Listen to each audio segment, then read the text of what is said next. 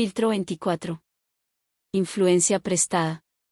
Todos sabemos que el liderazgo es influencia, y todos también, de alguna manera u otra, tenemos influencia sobre otras personas. También todos podemos hacer crecer nuestra habilidad de influenciar y de liderar a otros. Antes de seguir, quiero poner en un renglón aparte esta palabra que se está usando mucho últimamente en las redes sociales. Me refiero a la palabra influencer, que hace referencia a aquellos que son populares en las redes. Aquí no me referiré a ellos en absoluto. Ahora sí, continuemos. ¿Cómo puede un pastor o un líder cristiano ganar influencia? ¿Y cómo debe usarla?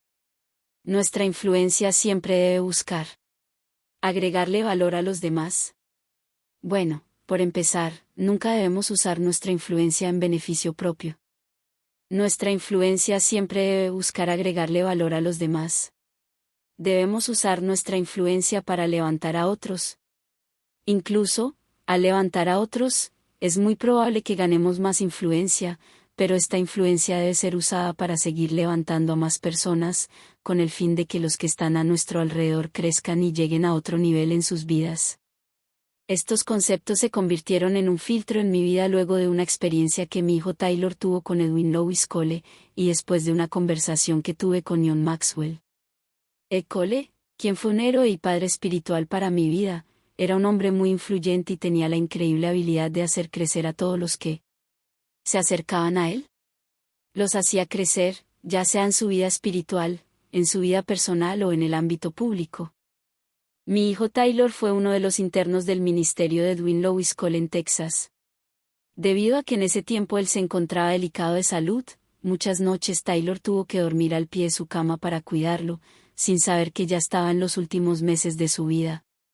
Recuerdo que un día Taylor me dijo, «Papi, debe haber aquí por lo menos 50 o más personas que tienen la llave de su puerta». Es decir, él tenía un corazón tan amplio que la gente tenía libre acceso a él, pues los trataba como a hijos espirituales. En ese momento aprendí una valiosa lección que también tiene una base bíblica.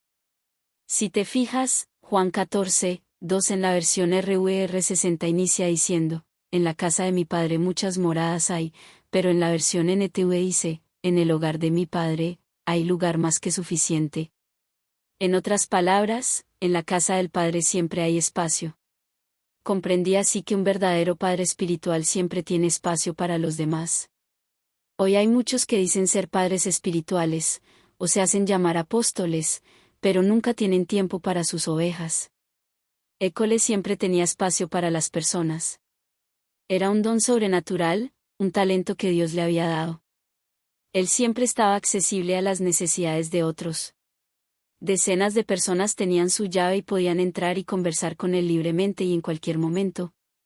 Ahora bien, esta historia también se relaciona con el tema de la influencia, porque la Biblia dice que si tratas a un siervo como a un hijo, al final él va a querer tu herencia. Cole trató a todos como sus hijos, incluyéndome a mí. Yo sinceramente sentí que era un hijo suyo, me sentí especial. Pero también fui lo suficientemente sabio como para darme cuenta de que no era el único. Yo sabía que era uno de entre más de 50, mientras que otros, que creían ser los únicos, decían, «No, yo soy especial, yo soy su hijo». Luego, cuando él murió, algunos comenzaron a reclamar su parte de la herencia, creyéndose con el derecho de hacerlo. Algunos decían, «Yo soy el que recibió su unción», otros decían, «Yo soy el que tengo el llamado de hacer seguir sus pasos». La verdad es que yo tuve que pelearme con muchos de ellos, porque cuando hablé con Ed Cole, él me dijo que quería pasar a su hijo el ministerio, lo cual afortunadamente sucedió, tal como él quiso. Muchos años han pasado desde entonces, y hoy podemos ver que Paul Cole ha hecho incluso más de lo que su padre hizo, lo cual muestra que la decisión de Ed fue acertada. Sin embargo, al ver todo esto, me di cuenta de que había gente construyendo sobre la influencia de otra persona, gente que estaba construyendo su futuro sobre la influencia de alguien más, sin construir su propia plataforma. Por eso, tiempo después, durante una conversación con mi mentor John Maxwell, le pedí lo siguiente, háblame sobre la influencia, porque he visto que algunos están tomando la de otros, podríamos decir que están robando la influencia, mientras que otros saben que la influencia que tenían era prestada. John Maxwell me dijo algo que fue como una perla de sabiduría: Robert, lo mejor que puedes darle a alguien es tu influencia. Préstala, pero nunca la regales. Regalar influencia es como firmar una garantía por otro ante el banco. Si ellos no pueden pagar el préstamo, tú lo terminarás haciendo. Es decir, si yo le regalo mi influencia a alguien y éste fracasa, yo seré el que pagará la cuenta. Pero si yo le presto mi influencia, es decir, se la doy por un tiempo, puedo venir en cualquier momento a preguntarle: ¿qué has hecho con lo que te presté?, así como el Señor lo hizo en la parábola de los talentos. Es importante entender esto también desde el otro lado, desde el lado de quien recibe influencia de otro. Cuando recibas influencia, tómala siempre como si fuera prestada.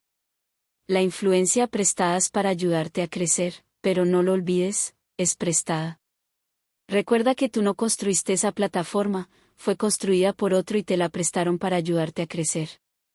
Si fracasas, te la pueden quitar, porque no has aprendido a usarla.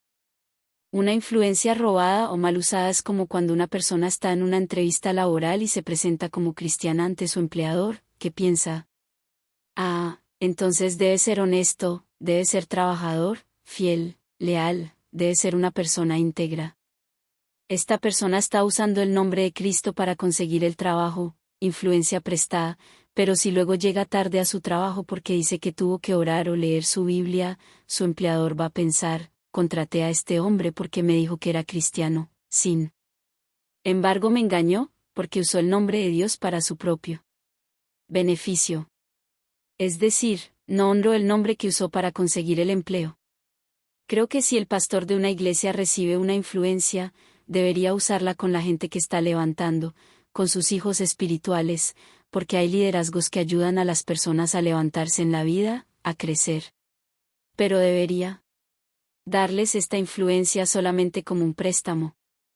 Por ejemplo, si alguien dice: yo soy de Camino de Vida, y luego da un mal testimonio una y otra vez, llegará un momento en que yo le diré: por favor, no menciones más el nombre de la iglesia, porque estás rebajando un nombre que nos ha costado levantar y mantener. Pero también creo que cada pastor tiene que entender que es su deber levantar hijos espirituales, porque su trabajo es temporal. Todos vamos a hacer una transición algún día. Nosotros solo somos mayordomos. Pero como pastor, yo no morí por nadie. Cristo murió por todos. Yo solamente intento acercarlos a Él. Y tengo el privilegio de enseñar su palabra, que es poderosa y nunca vuelve vacía, pero jamás puedo usar la influencia que esto me da en beneficio propio. Siempre debo hacerlo para beneficio de otros, para levantar a los demás. Camino de Vida no es del pastor Robert, es de Cristo. Y todos sabemos que algún día tendremos que rendirle cuentas a Él por la forma en la que administramos todo aquello que nos dio para administrar, incluida la influencia. Un buen ejemplo, en otro ámbito, es Gastón Acurio, un reconocido chef peruano que empezó sin influencia, pero luego de algún tiempo, a través de un programa de televisión, empezó a ir a diferentes puestos de comida y a pequeños restaurantes buscando divulgar la cocina peruana y su influencia.